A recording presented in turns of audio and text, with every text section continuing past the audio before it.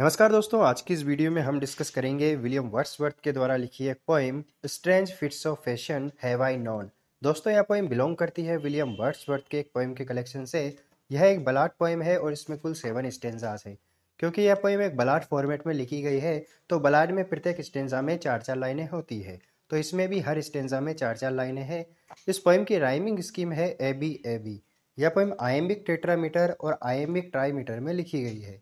और इसके पब्लिकेशन की बात करें तो इसका पहला पब्लिकेशन हुआ था सन 1800 में लिरिकल बलाड के सेकंड एडिशन में।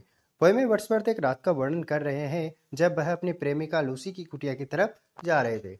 वहां उनके मन में क्या फीलिंग्स चल रही थी और उन्होंने रास्ते में क्या देखा, उसी के बारे में वर्ड्सवर्थ पोएम में बताते हैं। सो है दोस्तों, मेरा नाम है सूरज और आप देख रहे हैं लिटरेचर विजन। तो चलिए शुरू करते हैं poem strange fits of fashion have I known.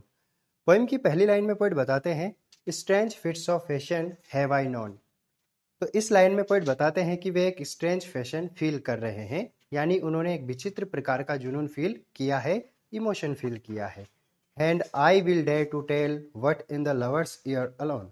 और मैं इसे केवल और केवल अपनी प्रेमिका के साथ अकेले में साझा करना चाहूँगा। इन हर ईयर्स, यानी मैं उसको बहुत ही शांत तरीके से यह बात बताऊँगा।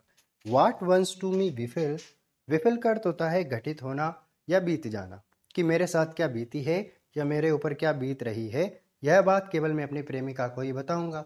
दूसरे स्टेंजा में पोएट कहते हैं when she I loved looked every day fresh as a rose in जून।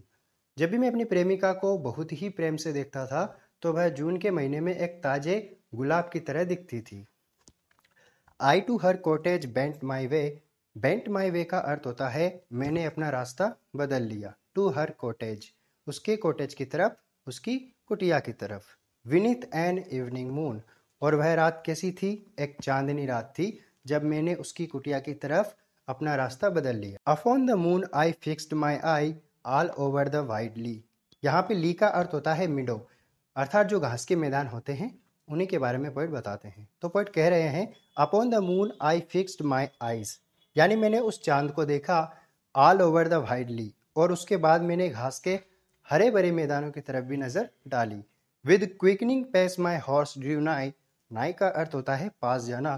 तो कह रहे हैं कि विद क्विकनिंग पेस, यानी तेजी से, माई हॉर्स, मेरा घोड़ा, drew nigh those paths so dear to me, मेरा घोड़ा बहुत ही तेजी से मेरी प्रेमिका की कुटिया के पास जा रहा है। और ये जो रास्ते हैं मेरी प्रेमिका के घर की तरफ जा रहे हैं, इन रास्तों से भी मुझे बहुत प्यार है। Those paths so dear to me. अब अगली लाइन में पोएट बोल रहे हैं कि and now we reached the orchard plot and as we climbed the hill. Orchard plot का मतलब होता है दोस्तों बगीचा। तो पोएट कह रहे हैं कि जैसे ही वी क्लाइम्ड द हिल, जैसे ही हम उस पहाड़ी के ऊपर पहुंचे, now we reached the orchard plot, हम बगीचे के पास पहुंच गए। The sinking moon to Lucy's cot come to near had nearer still.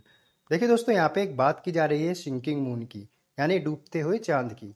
तो यहाँ पे पोएट का मतलब है कि जैसे ही वो पहाड़ी पर चढ़ रहे हैं उनको वो चांद नीचे जाता हुआ दिखाई दे रहा है, और वो चांद लूसी की कुटिया के पीछे डूब रहा है। Come near had nearer still, और वो हमारे पास आता जा रहा है, लगातार हमारे करीब आता जा रहा है। आगे पोएट कहते हैं in one of those sweet dreams I slept kind nature's gentlest boon. और ये जो अपने लवर के पास जा रहा हूँ, यह मेरे सबसे सुंदर सपनों में से एक है। काइंड नेचर्स जेंटलेस्ट बून, और यह इतना सुखद है कि जैसे प्रकृति का सबसे सुंदर, सबसे प्यारा वरदान मुझे मिल गया हो। आगे पोएट कहते हैं and all the while my eyes I kept on the descending moon. और यह सब करते हुए, यह सब सोचते हुए, my eyes I kept on the descending moon, मैंने अपनी नज़र उस डूबते हुए चांद पर बनाए रखी। My horse moved on hoof after hoof he raised and never stopped. My horse, मेरा घोड़ा, मूव्ड ऑन, आगे बढ़ रहा था।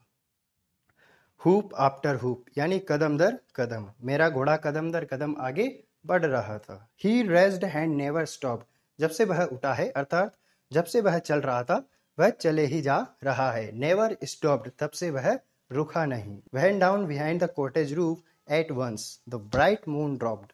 यहाँ पे पोएट थोड़ा सा शॉक हो जाते हैं और कहते हैं went down behind the cottage roof, जब कुटिया के पीछे at once, अचानक से, तो bright moon dropped, वह जो चांद चमक रहा था वह अचानक से डूब जाता है. What fond and wayward thoughts will slide into a lover's head. और तब पोइट कहते हैं कि जो प्रेमी होता है ना, उसके मन में किसी भी चीज को देखकर कुछ भी मनमौजी या कुछ भी अजीबोगरीब ख्याल आ सकते हैं. तो स्पीकर कह रहे हैं कि जैसे चांद को डिसअपियर होता देखे हैं कि वो भी एक लवर है, तो उनके मन में भी एक अजीब प्रकार के स्ट्रेस टाइप के थॉट्स उसके मन में आ सकते हैं या उनके मन में आ सकते हैं. और यह पॉसिबल भी हो कि पोइम की जो सबसे पहली लाइन थी वहां पर भी वर्ड्सवर्थ इसी थॉट की बात कर रहे हों. जो वो लाइन थी ना, strange fits of fashion have I known, उसी लाइन के बारे में यहाँ पर पोइट हमें बता रहे हैं. O mercy there crow to myself I cried if Lucy should be dead. यहाँ पे इसी पागलपन वाले थॉट की बात की जा रही है कि क्या हो, जैसे चांद डूब गया हो, अगर ऐसा ही हुआ तो वैसे ही मेरी लूसी भी मर जाएगी.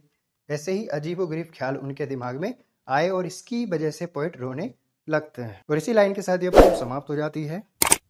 वीडियो को लाइक और चैनल को सब्सक्राइब करें. मिलते हैं किसी दूसरे टॉपिक